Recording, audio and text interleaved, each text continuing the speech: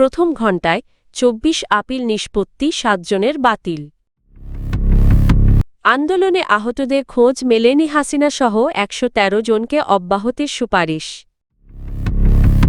খালেদা জিয়া ভোটাধিকার ও গণতন্ত্রের লড়াইয়ে দেশের মানুষকে সাহস জুগিয়েছেন, সাইফুল হক। সীমানা নিয়ে আদালতের আদেশ, ভোটে বিপত্তি। ৭০ আসনে ভালো ফল পাওয়ার আশা জাতীয় পার্টির।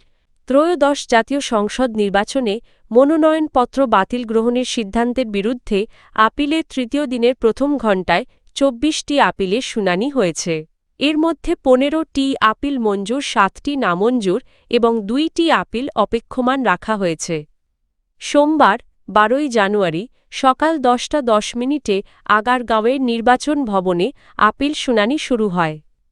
নামঞ্জুর হওয়া আপিলগুলোর মধ্যে রয়েছে খাগড়াছড়ি আসনে গণ অধিকার পরিষদের প্রার্থী দিনময় রোয়াজা ঋণ বকেয়া চট্টগ্রাম -১১ আসনে মোহাম্মদ নেজাম উদ্দিনের ঋণ খেলাপি চট্টগ্রাম -৯ আসনে জামায়াত প্রার্থী ডা এ.কে.এম. ফজলুল হকের দ্বৈত নাগরিকত্ব এবং ফেনী -২ আসনে স্বতন্ত্র প্রার্থী মো.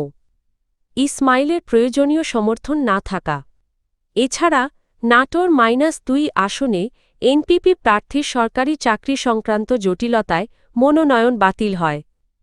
মানিকগঞ্জ -২ আসনে জাতীয় পার্টির প্রার্থী এস.এম. আব্দুল মান্নানের ঋণ সংক্রান্ত বিষয় এবং পাবনা -২ আসনে গণফোরাম প্রার্থী শেখ নাসির উদ্দিনের মনোনয়ন আপাতত অপেক্ষমান রাখা হয়েছে।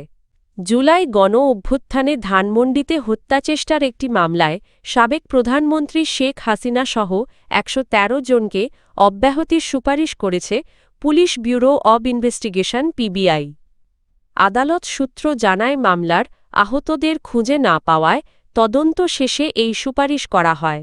ঢাকা মেট্রোপলিটন ম্যাজিস্ট্রেট আদালতে পিবিআই তাদের চূড়ান্ত প্রতিবেদন দাখিল করেছে।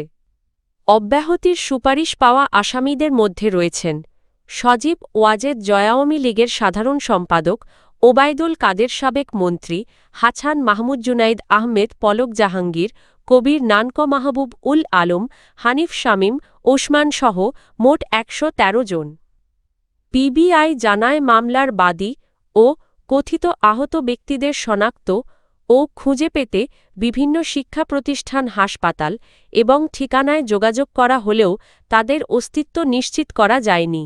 বাদী শরীফের দেওয়া ঠিকানা ও পরিচয়ে অসঙ্গতি পাওয়া গেছে। আহতদের কোনো চিকিৎসা সংক্রান্ত নথিও জমা দেওয়া হয়নি। এর আগে গত ৫ই নভেম্বর মামলাটিতে তথ্যগত ভুল উল্লেখ করে চূড়ান্ত প্রতিবেদন দাখিল করা হয়। মামলার পরবর্তী শুনানির দিন ধার্য করা হয়েছে আগামী ৩রা ফেব্রুয়ারি।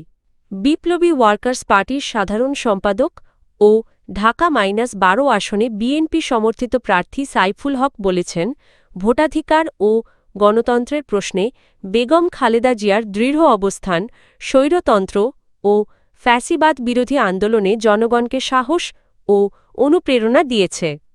রোববার সাবেক প্রধানমন্ত্রী খালেদা জিয়ার মাজার জিয়ারত ও পুষ্পস্তবক অর্পণ শেষে তিনি একথা বলেন। একই সঙ্গে তিনি শহীদ রাষ্ট্রপতি জিয়াউর রহমানের কবর জিয়ারত করে তার আত্মার মাগফিরাত কামনা করেন।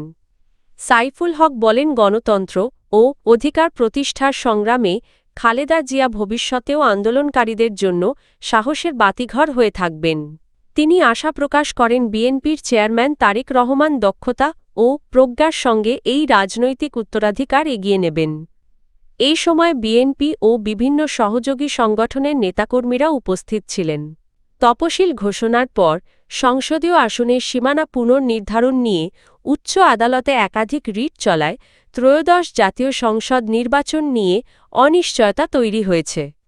সংবিধান অনুযায়ী সংসদীয় আসনের সীমানা নির্ধারণের এখতিয়ার নির্বাচন কমিশনের হলেও এবার ৪৬টি আসনের মধ্যে ১৪টির সীমানা নিয়ে আদালতের আদেশ এসেছে। পাবনা -১ ও পাবনা -২ আসনের সীমানা পুনর্নির্ধারণের গেজেট স্থগিত করায় ওই দুই আসনের নির্বাচনী কার্যক্রম সাময়িকভাবে বন্ধ রেখেছে ইসি। এ সিদ্ধান্তে প্রার্থীদের মধ্যে ক্ষোভ দেখা দিয়েছে। আইন বিশেষজ্ঞরা বলছেন সংবিধান ও আইনে সীমানা নির্ধারণ নিয়ে আদালতে প্রশ্ন তোলার সুযোগ না থাকলেও আদালত অন্তর্নিহিত ক্ষমতাবলে শুনানি করতে পারেন। তবে এ বিষয়ে চূড়ান্ত সিদ্ধান্ত ইসির কাছেই থাকা উচিত নিলে নির্বাচন ব্যাহত হওয়ার আশঙ্কা রয়েছে। এর আগে কুমিল্লা -1 ও কুমিল্লা -2 আসনের সীমানা পুনর্বহালের বিষয় হাইকোর্টের আদেশ আপিল বিভাগের চেম্বার জজ স্থগিত করেছেন। বিষয়টি এখন আপিল বিভাগের চূড়ান্ত সিদ্ধান্তের অপেক্ষায় রয়েছে। বিশেষজ্ঞদের মতে নির্বাচনের সময় এ ধরনের বিচারিক হস্তক্ষেপ নির্বাচনী প্রক্রিয়াকে জটিল করে তুলতে পারে এবং ভোটারদের মধ্যে বিভ্রান্তি সৃষ্টি করতে পারে। ত্রয়োদশ জাতীয় সংসদ নির্বাচনে সুষ্ঠু ও নিরপেক্ষ ভোটের পরিবেশ নিশ্চিত হলে জাতীয় পার্টি 40 থেকে 70টি আসনে ভালো ফল করতে পারে বলে আশাবাদ প্রকাশ করেছেন দলটির মহাসচিব ব্যারিস্টার শামীম হায়দার পাটোয়ারি। রোববার রাজধানীর আগারগাঁওয়ে নির্বাচন কমিশনের আপিল শুনানি শেষে সাংবাদিকদের সঙ্গে আলাপকালে তিনি বলেন জাতীয় পার্টির মনোনয়ন বাতিল হওয়া প্রার্থীদের বড় অংশই আপিলে স্বস্তি পেয়েছেন। কারিগরি ত্রুটি সংশোধনের সুযোগ দেওয়ায় আরও প্রার্থী নির্বাচনে ফিরতে পারবেন বলে আশা প্রকাশ করেন তিনি।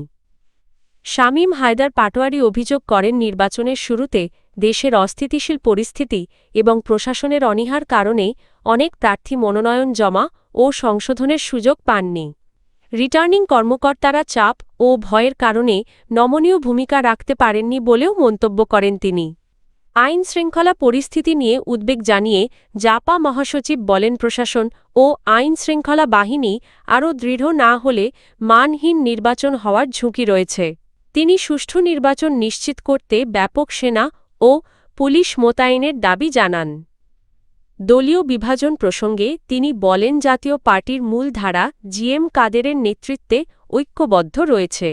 আপিল শেষে দলটি প্রায় 220 থেকে 240টি আসনে নির্বাচনে অংশ নিতে পারবে বলে তিনি আশা করেন।